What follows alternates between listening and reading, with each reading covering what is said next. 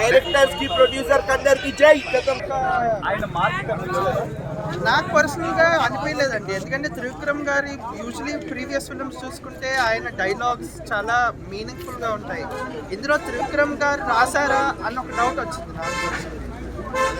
మహేష్ బాబు గారికి పేరు పెట్టడానికి లేదు, ఆయన ఏజ్కి అట్ 48 years ఆయన I think he's given 200% for the film. He looks amazing. సినిమాకి ప్లస్ మహేష్ బాబు గారు ఆన్లైన్ షోనా? మహేష్ బాబు గారు ఒక్కరేనండి సినిమాలో, మహేష్ బాబు గారు ఒక్కరే, ఇంకేం లేదు సినిమాలో.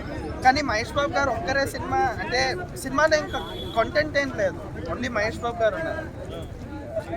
ప్లస్ ఏంటి మైనస్ అంటే నేను మైనస్లని నేను చెప్పలేనండి, ప్లస్ అంటే మహేష్ బాబు గారే అంతే. ఆయన యాక్టింగ్ కానీ ఆయన ఆ ఏజ్ మెయింటైన్ చేస్తున్న లుక్స్, ఎస్పెషలీ ఈ ఫిల్మ్లో ఆయన చేసిన డాన్స్, ఆయన normal he's a decent dancer, కానీ ఈ సినిమాలో he's put in those efforts. కలేజానే బెటర్ దీని మీద. ఆఫ్ కోర్స్ అండి, అయ్యో Kaleja is an all timer అండి. అప్పట్లో ఆడకపోయినా కలేజా ఇప్పటికీ మనుషులు రిపీట్లో చూస్తారు 10 సార్లు. నేను రెగ్యులర్గా చూస్తుంటా కలేజా 10 సార్లు. సో కలేజాలో వర్కౌట్ అయిన కామెడీ కూడా దీంట్లో అంత వర్కౌట్. సార్ ఇది ఆల్మోస్ట్ 14 years తర్వాత కలిసి వస్తున్నారు మహేష్ బాబు. సో అతడు ఇంకా కలేజా తర్వాత సర్టన్ ఎక్స్పెక్టేషన్స్ ఉంటాయి, కానీ ఆ ఎక్స్పెక్టేషన్స్ మీట్ అవ్వలేదని నాకు అనిపించింది. ఓవరాల్ గా ఏం చెప్తారు సినిమా గురించి? ఓవరాల్ గా మహేష్ బాబు గారి ఫ్యాన్స్ అయితే డెఫినెట్లీ ఆయన కోసం చూస్తే సినిమా డెఫినెట్లీ ఎంజాయ్ చేస్తారు. కానీ ఆయన కాకుండా ఇంకేమైనా ఎక్స్పెక్ట్ చేసి త్రివిక్రమ్ గారి డైలాగ్లు, ఒక ఎక్స్ట్రాడినరీ స్టోరీ, చాలా కంటెంట్ ఉంటుందంటే మాత్రం డిసప్పాయింట్ అవ్వచ్చు. మహేష్ బాబు గారు డిసప్పాయింట్. నేను రేటింగ్ ఇచ్చేంత ఇది కాదండి, కానీ సార్ రేటింగ్ నాకు పర్సనలీ 2/5, మహేష్ బాబు గారికి 5/5. మహేష్ బాబు గారికి పేరు పెట్టడానికి కంటెంట్ కి 2/5. आज बोली సార్ అయితే ఇక హోప్స్ ఆయన మీద ఈ త్రివిక్రమ్ సార్ ఇన్ని రోజులు పెట్టుకొని ఇన్ని మంత్స్ తీసుకొని కూడా ఇలాంటి సినిమా తీసారంటే అన్ననే మొత్తం దాక్కొస్తున్నాడా అంటే స్టోరీ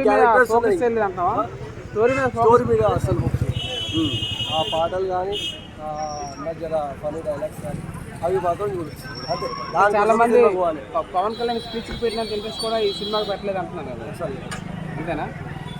చూడొచ్చు అండి ఒక్కసారి. ఏదో ఆయన ఫ్యాన్స్ జనరల్ ఆడియన్స్ చూస్తారా? ఒక్కటే చెప్తున్నా, ఈ సినిమాకి ఇన్ని ఇయర్స్ మళ్ళీ ఇన్ని ఇయర్స్ పట్టింది నాకు తెలియదు, కానీ ఇంత సేఫ్ తీసుకొని ఇంత లేట్ రిలీజ్ చేయడం కూడా వేస్ట్ అసలు. అసలు ఆ స్టోరీ లేదు, అన్ని క్యారెక్టర్స్ ఉన్నాయి, ఒక క్యారెక్టర్ కూడా కరెక్ట్ పర్ఫార్మెన్స్ లేదు. ఒక క్యారెక్టర్కి ఏంటంటే ఇప్పుడు ఒక ఆయనే భరత్ అనే నేను కాదు థియేటర్ ఫైట్ ఉంటుంది కదా, విలన్ పేరు ఉంటుంది.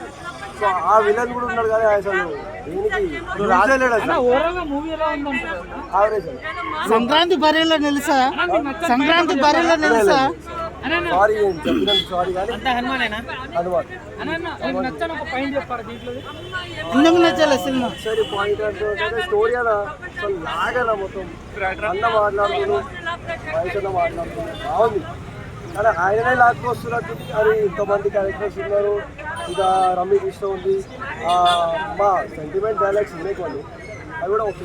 మీరు నేను పిచ్చి ఫ్యాన్ అన్నాను, పిచ్చి ఫ్యాన్. కానీ మా అన్నని ఇట్లా చూస్తాను నేను. ఇప్పుడు న్యూ లుక్ ఉంది, లుక్ అయితే సూపర్. కాంబినేషన్ కూడా బాగుందన్న. అన్యాయం మట్టి కొట్టుకున్న పాత్ర ఏదేదో అన్నారు, ప్రూవ్ అయిందా? దేవుడి జోలికి వస్తే ఏదేదో జరిగిపోద్ది అన్నారు, జరిగిందా? హనుమాన్ జరిగింది, దీనికి జరగదు. అదే హనుమాన్ జోలికి వచ్చారు కదా, స్క్రీన్స్ తక్కువ ఇచ్చారు కదా. అంటే స్క్రీన్లో తక్కువ ఇచ్చారు, స్క్రీన్ అంతా బిజినెస్. దిల్రాజు గారు వాళ్ళు ఫ్రాంక్గా చేస్తున్న బిజినెస్, వాళ్ళు స్టార్కి మంచి సినిమా కానీ బిజినెస్ చూసుకోండి, ఎందుకంటే ఇన్వెస్టర్స్ కాబట్టి 100% బిజినెస్ అనేది చూస్తారు.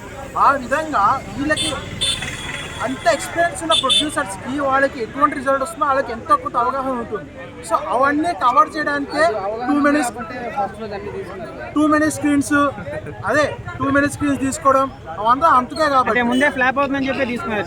ఐడియా ఉంటుంది. దిల్రాజు గారు నేను పొద్దున్నే సినిమా చూశాను, అదిరిపోయింది. కలేజా బాగుంది, ఇది బాగుందా బ్రో? కలేజా ఇప్పుడు కలేజా